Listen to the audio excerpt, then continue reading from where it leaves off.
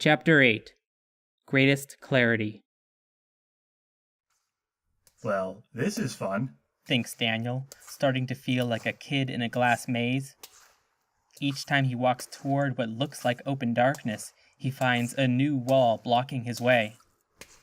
He feels the cave open up to one side, the mirage of a breeze taunting him yet again.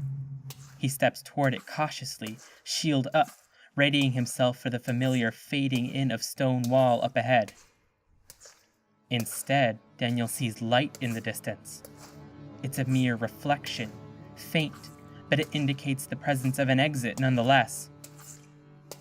Daniel finds a wall that seems to lead toward the light. It's smooth and linear like the walls near the spot where he woke up. Should be a straight shot from here, Daniel thinks. as long as there aren't any pits or... He loses his train of thought. Out of nowhere, his weapons are swallowed by the darkness, and he is no longer sure that he is carrying a backpack. Even his legs have vanished. Daniel's vision becomes a tunnel pointed at the floor in front of him. Everything else churns in his periphery. He shambles forward a pace or two, and then turns at random to walk in another direction. A wall blocks his path, but Wait, wasn't this way open? it's as if the stone has glitched in right in front of him. After a long, sleepy blink of his eyes, he checks again, but the wall has not moved. Daniel's thoughts slow, and he suspects that he has stopped walking, but he can't be sure.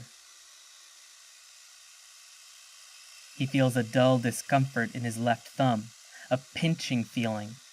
It becomes increasingly painful, and Daniel manages to regain control of a few muscles for long enough to look down at his hand. An elliptical gash is growing on the inside flesh of his thumb. He sees ridges in the wound. Teeth marks? It bleeds profusely, and Daniel feels a mute sense of panic, unable to explain the situation to himself beyond a silent half-question. Nothing is biting me. It's a sentence that has probably never been uttered before, certainly never out of fear. But the lack of precedent makes whatever is happening only more terrifying now. Daniel cannot defend himself. There is nothing to defend himself from. A fresh stream of blood falls to the stone floor, mixed in with a chunk of Daniel's thumb. Daniel crumples to the ground, certain that blood loss has finally killed him. Daniel wakes to a familiar skittering sound, and he opens his eyes to find that he is facing his trail of blood. He is lying on his side, left arm outstretched.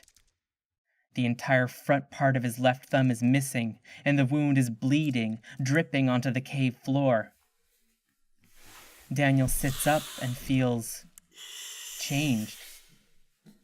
He doesn't understand it, but it's like he's self-aware when he hadn't been before, as if everything from his fight with the scarabs to his discovery of the trapdoor had been a dream. He has been acting without thinking, running on an instinctual, terrified autopilot.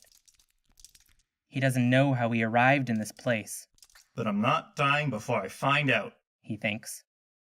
If he wants to survive, he has to understand every aspect of himself. His strengths, his weaknesses, his talents, anything that could give him an edge over the forces that seem intent on killing him. The distant clicking of beetle legs continues, reminding Daniel that he is very much awake and in danger. Daniel takes a couple steps to get away from the blood pile, and he kneels down and pulls the button-down shirt out of his bag. Using his rock, Daniel cuts the shirt horizontally across an imaginary line just below the sleeves. The large rectangle of cloth is soaked in blood, but Daniel judges that it can make a functional bandage nevertheless. He cuts off both sleeves and slices them lengthwise, producing 3 additional pieces of cloth. He folds each of the 4 pieces into smaller rectangles, and he punches holes through the sides of each one, piercing multiple layers of fabric. Daniel is quick but not frantic, the speed of his movements pushed to some carefully calculated maximum.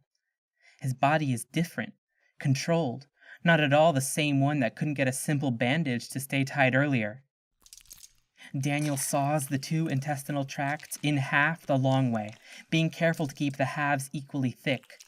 He repeats this process with each half, producing 8 3-foot-long pieces of thin, slimy rope. The work seems like it should be tricky, but Daniel manages it with little difficulty, even as the scarabs close in. Inside Daniel's mind are 2 progress bars, crafting in one, distance to target in the other. They are neck and neck, but Daniel knows he'll make it. Daniel threads each of the ropes through a hole in a folded piece of shirt. 8 strong knots later, he is holding 4 new bandages. He rolls the bandages into pairs and stuffs each pair into a pocket of his pants. Standing up, Daniel closes his backpack and slings it over his shoulder. He takes another few steps, sacrificing some of the space between himself and the scarabs to ensure that he has plenty of room to back up once the fighting starts. This should be a good spot. Thanks, Daniel. Dropping his weapons, Daniel pulls out a pair of bandages from his pocket. He ties the first one to his abdomen and the second to his thumb, looping and knotting it again and again, even around his wrist, to ensure that it stays put. Nothing hurts. Though it definitely should, and will, as soon as this is over. Daniel thinks, retrieving his sword and shield. He looks up, and there they are. 3 of them, identical to the pair lying dead and desecrated in Daniel's wake. One is emerging from a nearby indent in the cave wall as if it had been prowling, sizing up its prey, waiting for reinforcements instead of charging in. Let's hope you're not too much smarter than the first 2. Daniel thinks at the beetles. He raises his weapons, tightens his muscles, and prepares to defend himself.